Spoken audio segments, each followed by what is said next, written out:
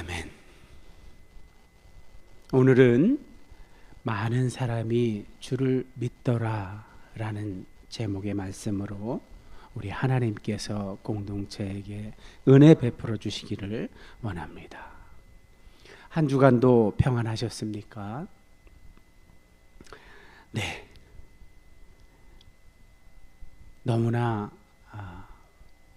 화창하고 쾌적한 그런 날씨 속에서 거기에 더해 풍성한 소출들을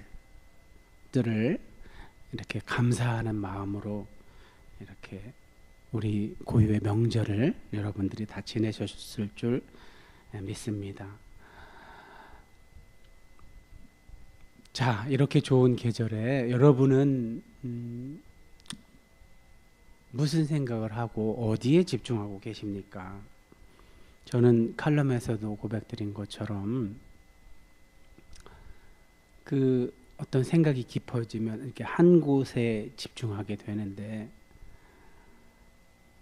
제가 의문을 가지고 집중했던 그 생각들을 최근에 풀어주는 책을 만나서 너무나 반가웠습니다. 여러분은 제가 이제 칼럼 마무리하면서 제일 마지막 단락 끝부분에 저의 고백을 담아 놓았는데 한번 나중에 주보를 통해 확인하시고 오늘날처럼 무기력한 어떤 신앙 또 교회의 무기력함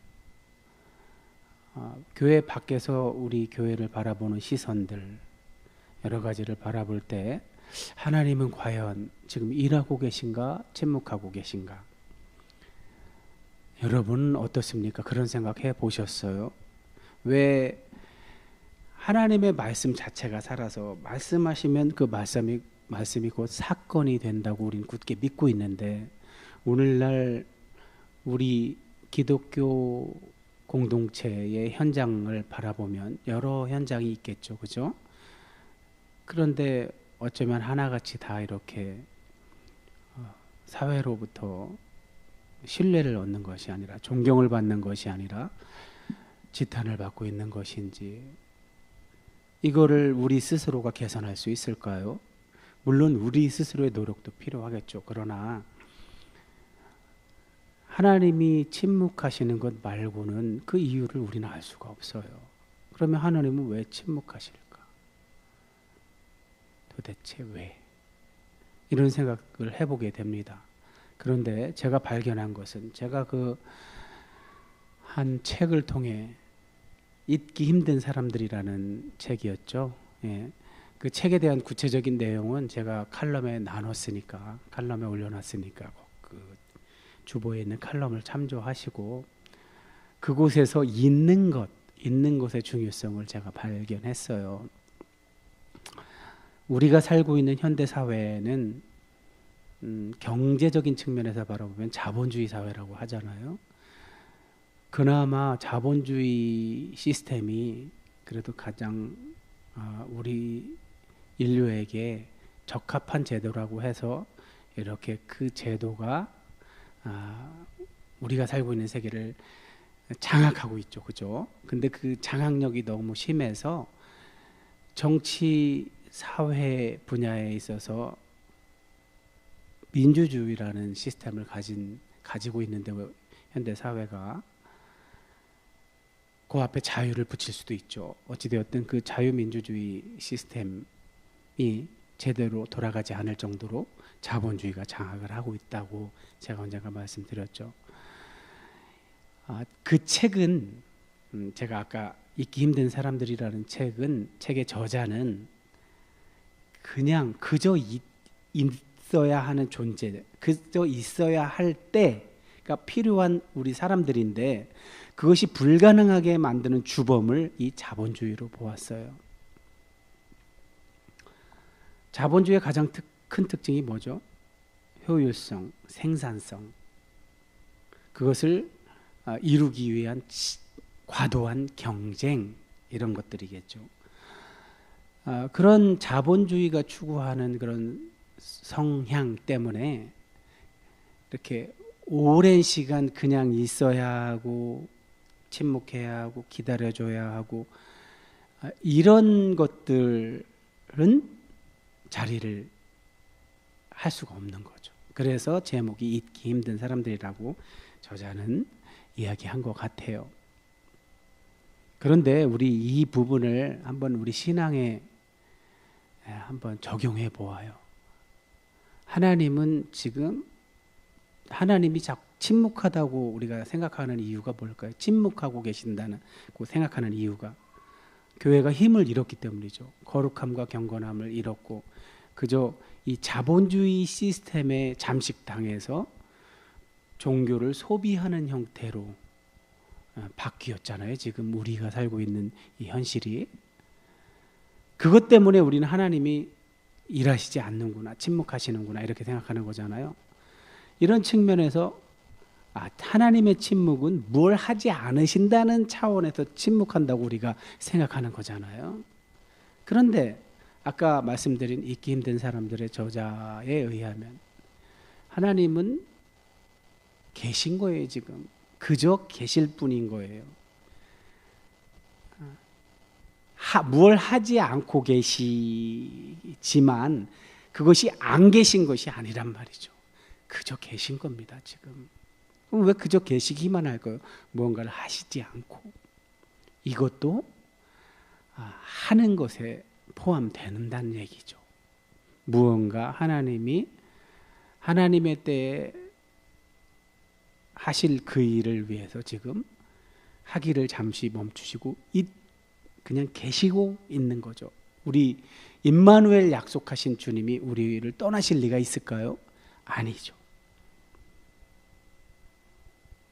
오늘 우리가 읽은 본문도 그 일을 하는 사람은 베드로로 나타나고 있잖아요. 그죠? 그렇지만 베드로가 하는 말을 잘 들어보면 자기가 하는 게 아니라고 고백을 해요. 그 일을 하는 분이 예수님 또는 삼위일체 하나님이라고. 그러니까 예수님의 이름 속에 들어있는 여호와께서 구원하신다. 그리고 그 일을 위로부터 오는 능력으로 입혀져서 감당하는 또 하나의 주체는 성령님이시죠. 이 삼위 하나님께서 예수님의 이름으로 그 일을 행하고 계신다는 걸 늘 전제하고 베드로는 저런 기적을 일으키고 하잖아요. 그런 것처럼 저 당시만 해도 하나님은 계실 뿐만 아니라 그저 계실 뿐만 아니라 하고 계세요. 하나님의 일을. 어때요, 여러분? 하나님이 왜 하시지 않고 그저 계시기만 한지의 이유를 우리의 수준으로는 알 수가 없죠. 그죠? 그러나 우리가 오늘 본문 같은 말씀을 접하면 어떤가요? 도전받지 않나요? 하나님이 오늘 우리에게도 저렇게 해주시면 어떨까? 영적으로 완전히 죽어있는, 잠들어 있는 우리 시대의 여러 신앙인들, 우리를 일깨워서 하나님이 우리를 통해서 일하시면 안 되나 하는 도전을 주는 그런 본문이 오늘 말씀입니다. 자, 그럼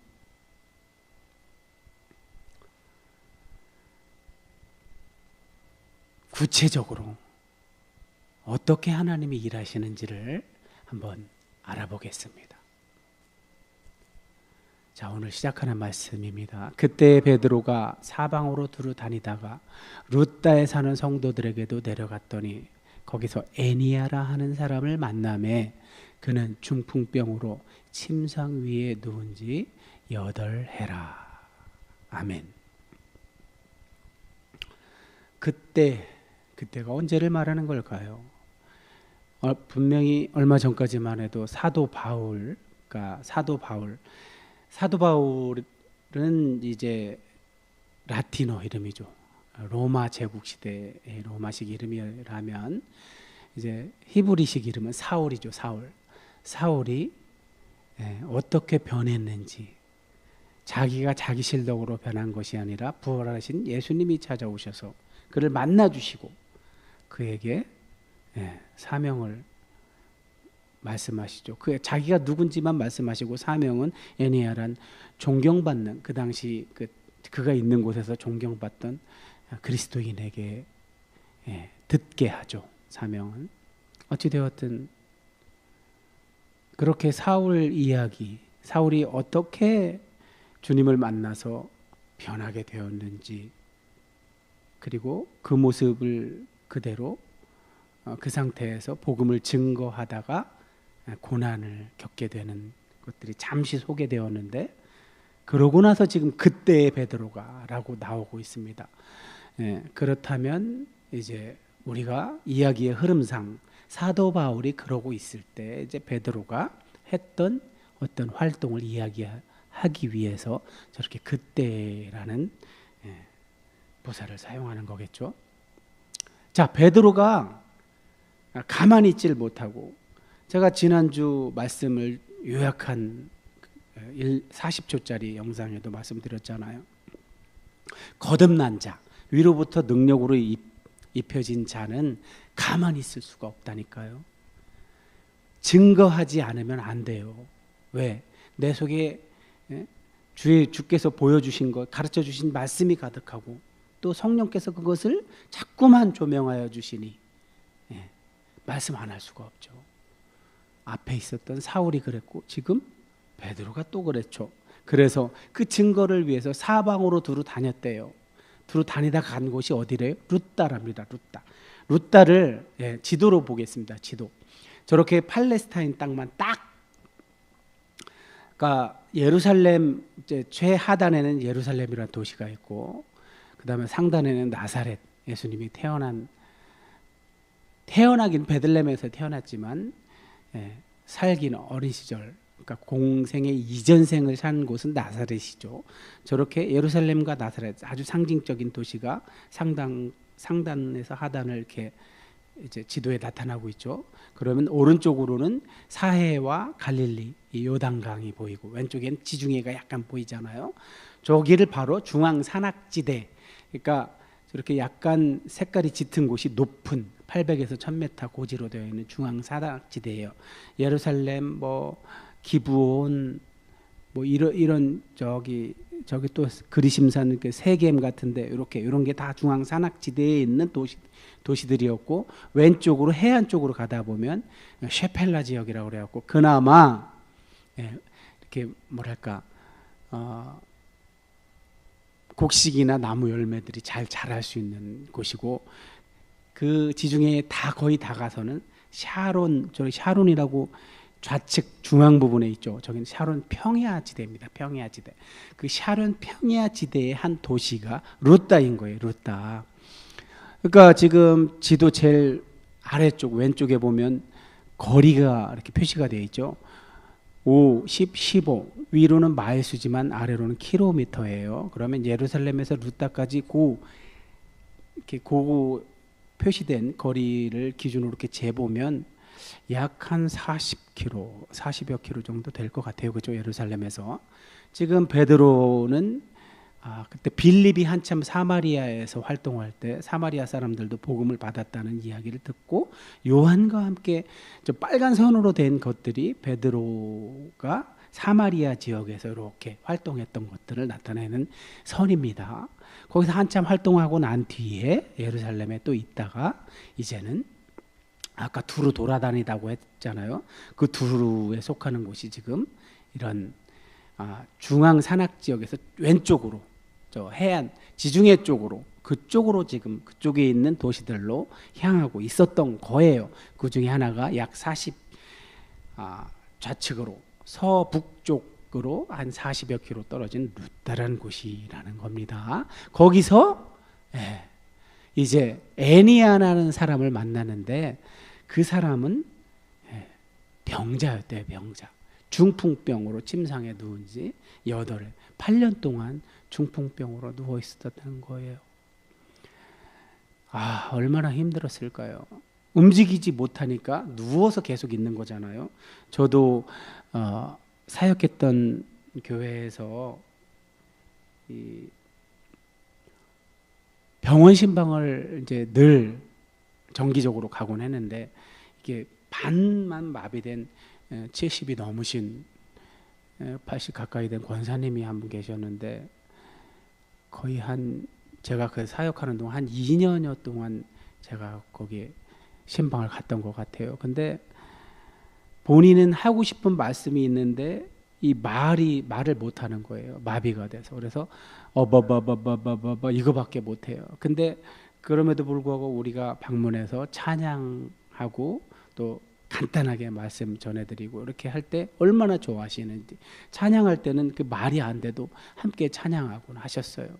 그런데 그 모습을 보면서 정말 너무 마음이 아팠던 것은 저렇게 목소리를 내어서 찬양하고 싶고 예배에 참여하고 싶은데 움직이질 못하니까 그 움직이지 못하는 상태에서도 동참을 하시는 모습을 보고 하나님, 이분이 건강한 몸으로 동참하면 얼마나 좋을까요?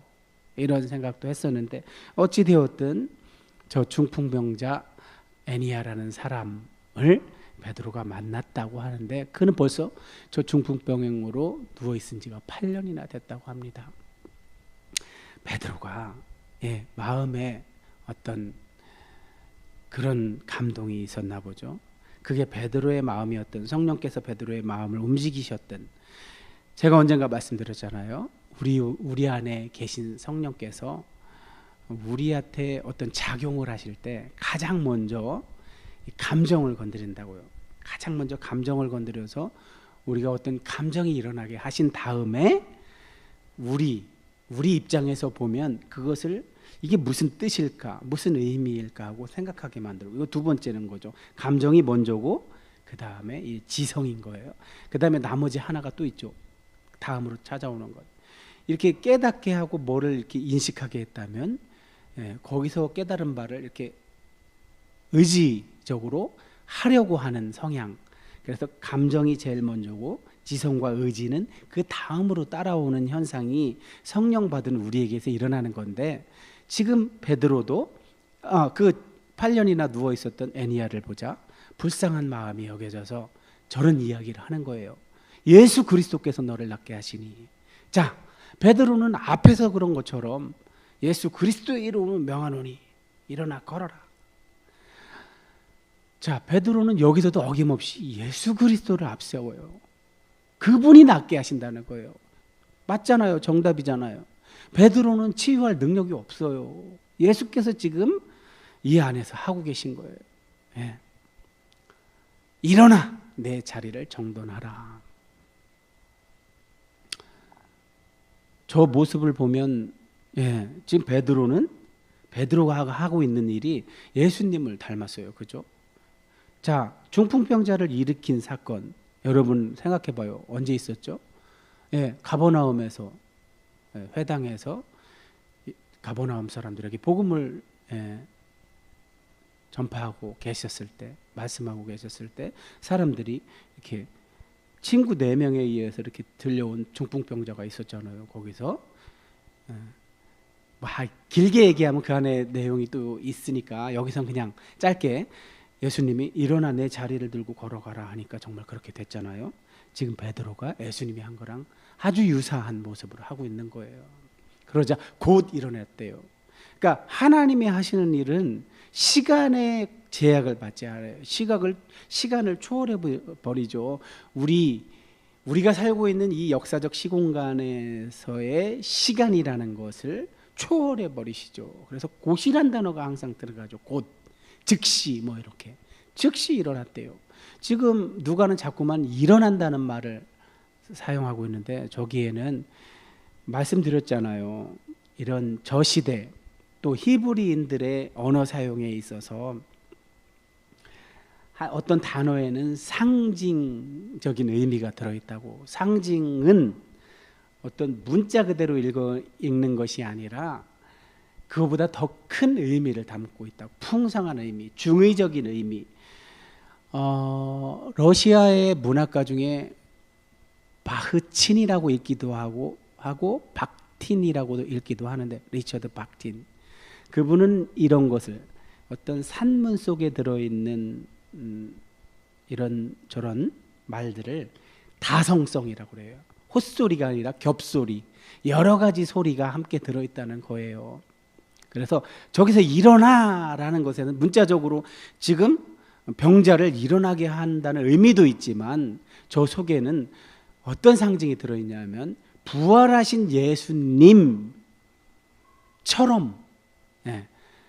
예수님이 부활하셨을 때도 저 일어나라는 단어를 사용했거든요. 그것처럼 지금 이 중풍병자도 단순히 육체적인 신체적인 고침만 있는 게 아니라 너는 믿는 자의 정체성에 걸맞게 너는 부활의 은혜를 은총을 입고 있는 자야라는 의미가 저 일어나 속에 들어있는 거란 말이에요. 그래서 신체적으로 일어난 것뿐만 아니라 부활의 은혜를 지금 경험하고 있는 거예요. 상징적으로. 자, 곧 일어나니 루다와 사론에 있는 사람들이 다 그를 보고 주께로 돌아왔대요. 이처럼 하나님이 역사하셔서 사람이 지금 드러나는 모습은 사람을 통해 그 현상이 일어나고 있지만 사실은 그 속에 보이지 않는 그 뒤에는 주께서 역사하고 계신 거죠. 그래서 어찌되었든 사람들이 볼 때는 베드로가 지금 하고 있는 것처럼 보겠죠. 그러나 베드로가 먼저 전제했잖아요. 예수 그리스도께서 낫게 하신다고. 그래서 사람들이 보고 주께로 돌아왔다는 말이 뭐예요? 믿게 되었다는 거죠. 저처럼 기적은 믿게 하는 효과가 분명히 있어요. 기적이 주가 아니라 그걸 통해서 믿게 하는 효과가 있다는 거죠. 그러니까 오늘날 우리 하나님께서 그냥 그저 계시지만 않고 일하신다면 만약에 우리 오늘날에도 신실한 주의 종들이 분명히 숨겨져 있을 거란 말이에요. 엘리야 때처럼 그렇게 아주 영적으로 암흑적인 시기에도 하나님은 의인들을 숨겨놨다고 하셨었잖아요. 그런 것처럼 오늘날에도 분명 하나님의 사람들이 어딘가에 하나님이 예비해 놓고 계실 텐데 그들을 통해서 하나님이 그저 계시기만 하지 말고 일하셔서 저렇게 하나님이 일으키시는 일을 통해서 그 하나님의 사람을 통해서 일으키는 일을 통해서 사람들이 죽게 돌아오는 그런 일들이 오늘날에도 일어나면 얼마나 좋을까요? 오늘날 왜 저런 현상이 사라졌을까요? 왜 하나님은 그저 계시기만 할까요? 자, 이제 현장이 루다에서 어디로? 욥바로 옮겨갔어요. 욥바가 어디냐 하면은 자, 아까 지도에서 루다는 우리가 봤잖아요. 예루살렘에서 서북쪽으로 40몇 킬로에 루다가 있었고 좀 더 지중해 해안 쪽으로 가면 저 욥바가 보이죠. 욥바. 뭐 거리로 보면 얼마 될까요? 15킬로? 뭐 하여튼 저 지도상에서는 15킬로 정도로 되는 것으로 보이는데 어쨌든 저렇게 욥바로 지금 장소가 변했어요. 자, 욥바에 다비다 하는 여제자가 있대요. 자, 신약 성경에서 제자라는 단어는 많이 나오지만 저 여제자라는 곳은 여기가 유일해요. 누가는 왜 하필 저렇게 여제자라고 특별히 이렇게 한정했을까요? 저기에도 무슨 많은 의미가 중의적으로 들어 있겠죠. 그렇지만 우선 어떤 문학적인 성격으로 보면 누가는 이제 남녀를 평등하게 대우하잖아요. 그러니까 제자 중에는 남자 제자만 있는 거예요. 여자 제자도 있다. 그래서 지금 앞에서 애니아라는 어떤 병자를 치유한 사건과 지금 이제 죽은 자를 살리는 이 다비다라는 사람은 이게 앞에 누가의 평상시 스타일로 보면 앞에 애니아라는 사람은 남자 제자였을 것이다. 그래서 이제 이렇게 대조적으로 여제자라고 표현하지 않았을까 우리가 추측해 볼 수 있는 거죠. 자, 근데 그 여제자의 이름이 이제는 이 기적을 체험한 그러니까 나음을 받은 사람들의 이름이 이제 드디어 이렇게 밝혀지고 있어요. 앞에 성전 아름다운 문 앞에 있었던 사람들도 나이는 밝혔지만 이름은 밝히지 않았었잖아요. 그런데 이름이 나타나기 시작했어요. 자, 이 사람의 이름은 이 여제자의 이름은 번역하면 도르가래요. 저거는 뭐 뭘로 번역한 걸까요? 그리스어나 혹은 뭐 라틴어겠죠. 예. 자, 그런데 그 앞엔 다비다. 다비다는 아람어 아니면 히브리어일 텐데 어쨌든 저 이름의 뜻은, 이름 자체의 뜻은 어떤 그 영양의 한 종류랍니다. 예, 영양. 뭐 우리가 더 이해하기 쉽게 하면 뭐 톰슨 가젤 뭐 이런 그때 팔레스타인은 게셀이라는 염소가 있었는데 그런 종류의 하나겠죠. 어쨌든 중요한 것은 그 여제자가 선행과 구제하는 일이 참 많았대요. 그런데 그만 병들어서 죽었다고 합니다.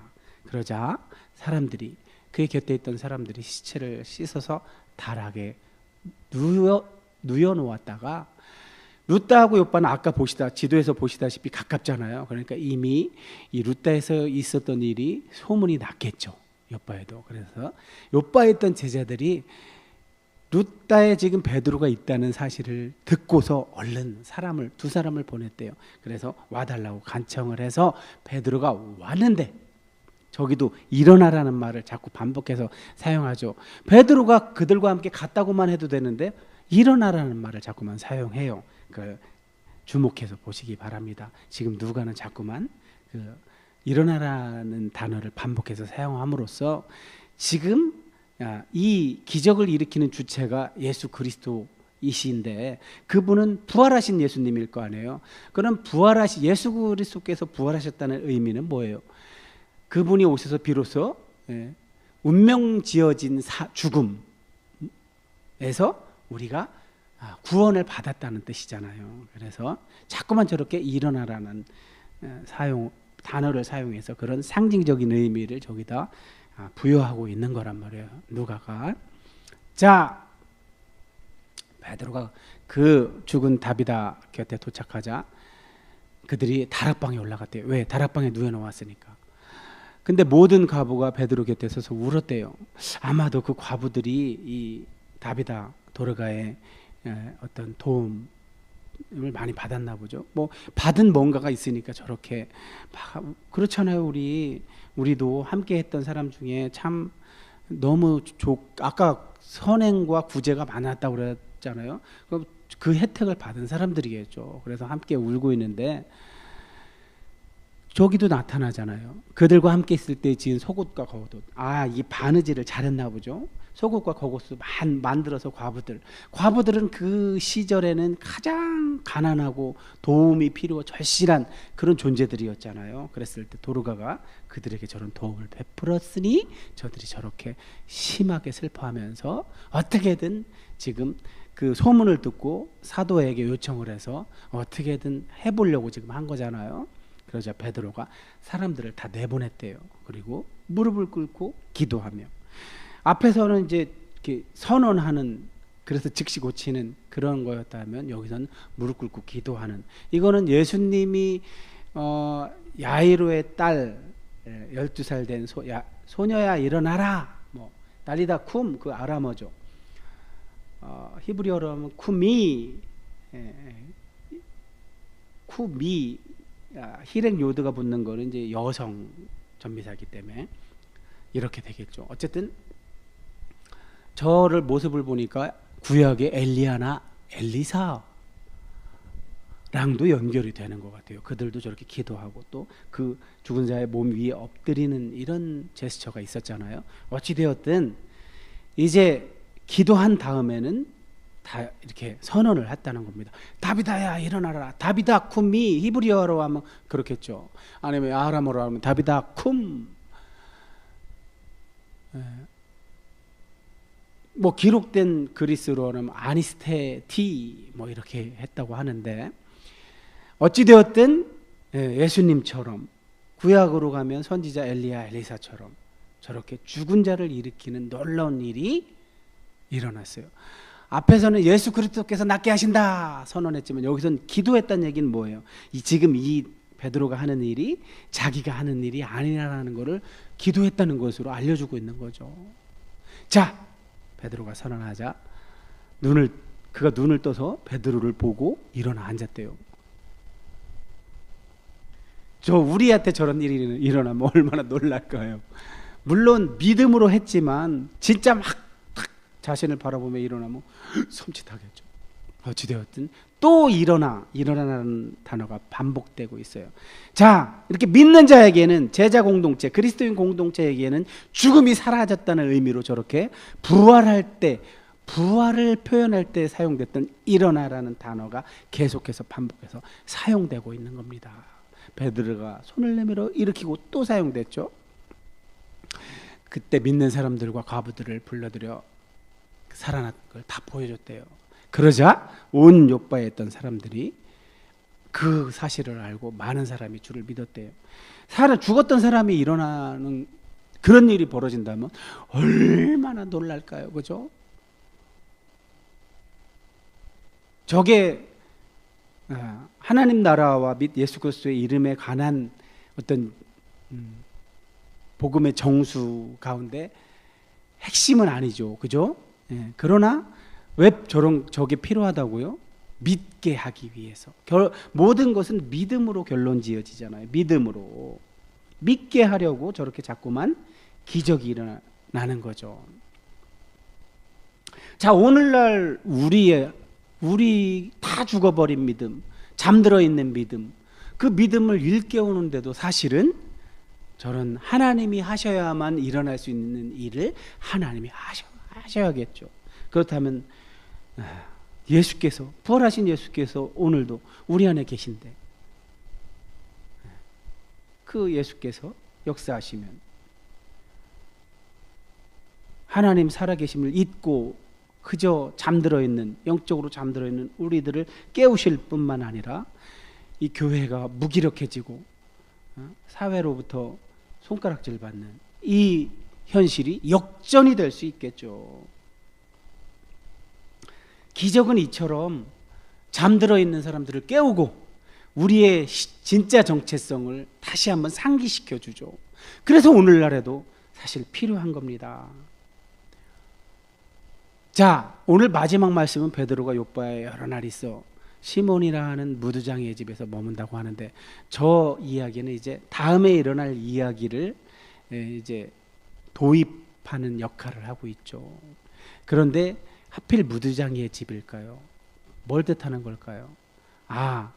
이제는 정결과 부정, 이런 율법 속에 있었던 이런 것들이 이제 예수 그리스도께서 이 역사적 시공간에 오심으로 해서 저런 것들이 다 해결돼서 유대인이나 이방인이나 정한 자나 부정하는 자나 그런 개념이 아니고 하나님 나라에서는 모두가 하나이다라는, 아까 제자 그룹에 여자가 들어있던 것처럼 이제 무두장이라고 차별받고 소외되었던 그조차 이제 복음의 영향 안에 들어있다는 걸 나타나기 위해서, 이 다음에는 이방인에게로 가죠. 가이사랴 고넬료에게로 그걸 도입하는 역할을 하고 있는데, 자, 오늘 말씀이 오늘날 우리가 왜 이렇게 무기력하고 하나님이 계시다는 사실조차 잊고 지내며 그 하나님이 행동하시지 않으면 아무 일도 일어나지 않는다는 그 사실을 알면서도 가만히 있는 건지, 아니면 그 사실조차 잊고 사는 건지.